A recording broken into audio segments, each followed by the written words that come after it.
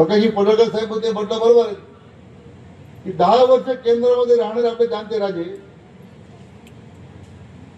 आपल्या मंगळवेढ्याला या संपूर्ण दुष्काळ भागाला पाणी आणू शकले असते का?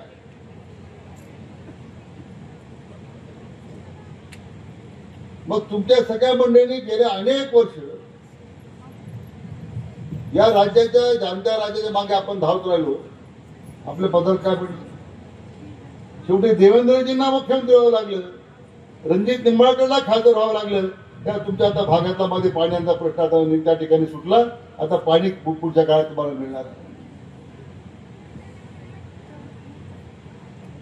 अमुता बरोबर काय बारामती तालुक्यामध्ये निम्मा तालुका दुष्काळी आहे. गुंजवणी प्रकल्प आहे. ते गुंजवणी प्रकल्पात माझं 2 ते 3 हजार कोटी मला माहिती आहे, मला आठवण नाहीये. ते गुंजवणी प्रकल्प पूर्ण करून त्या निम्म्या तालुक्याला पाणी देण्याचं काम आता देवेंद्रजी करणार आहे. माझ्या माध्यमातून जनसंवाद मंत्री म्हणून एक मला मुद्दा सांगा. आपल्या स्वतःच्या तालुक्याला ते पाणी देऊ शकले नाही. तुम्हाला मंगळवेढा देणार आहे, माळशिरस देणार आहे, सोलापूरला देणार आहे. उजनीचा कालवा किती वर्ष उभा आहे? पाहिला उजनीचा कालवा नाही पाहिला अजून.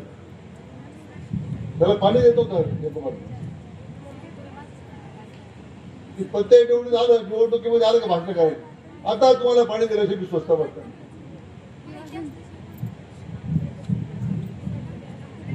अनेक वर्ष या सगळ्या सत्तेचा वापर स्वतः करता करायचा, राज्यातल्या जनतेला झुलवत ठेवायचं. आणि आज त्या नेत्याच्या मार्गदर्शनाखाली उद्धव ठाकरे गावागावी फिरतात. मी तुम्हाला जाब विचारणार आलेलो आहे, देवेंद्रजींना जाब विचारणार आहे. काय जाब विचारणार? 2.5 वर्ष तुम्ही सत्तेत असताना राज्याच्या जनतेला काही देऊ शकणार नाही. मला उपस्थित जनतेला विचारायचं आहे, उद्धव ठाकरेंच्या 2.5 वर्षाच्या काळामध्ये आपलं काही बदल पडलं का? नाही म्हणून हो म्हणा, नाही म्हणा.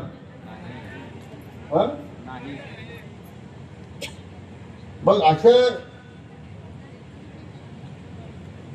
पक्षाचं नेतृत्व करणारे त्यांचे जे नेते आहेत त्यांचं ऐकून तुम्ही लोकसभेला चुका केल्या, त्यांचं ऐकून तुम्ही विधानसभेला चुका केल्या, तरी आम्ही ते मनात ठेवलं नाही. मला माननीय देवेंद्रजींचं मनापासून अभिनंदन करायचं आहे. त्यांनी मला सांगितलं लोकांना चुका करायच्या केल्या असतील, पण आपला धर्म सोडायचा नाही. आपण लोकांना कबूल केलेलं आहे, रणजित सिंहना कबूल केलेलं आहे, राम सातपुतेनं कबूल केलेलं आहे. आपण पाणी दिल्याशिवाय स्वस्त बसायचं नाही हे त्यांनी सांगितलं.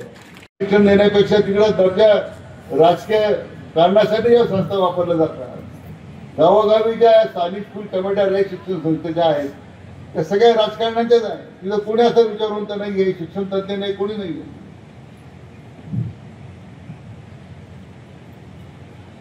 परंतु त्या पार्श्वभूमीवर आज अण्णांचं स्वप्न जे होतं ते आता पूर्ण होतच दिसत नाही. राष्ट्रीय संस्थेच्या माध्यमातून आता ते पूर्ण करण्याचं काम श्रीराम शिक्षण संस्था असतील, अन्य महाराष्ट्रातल्या चांगल्या संस्था आहेत, ते काम करताना दिसत आहेत.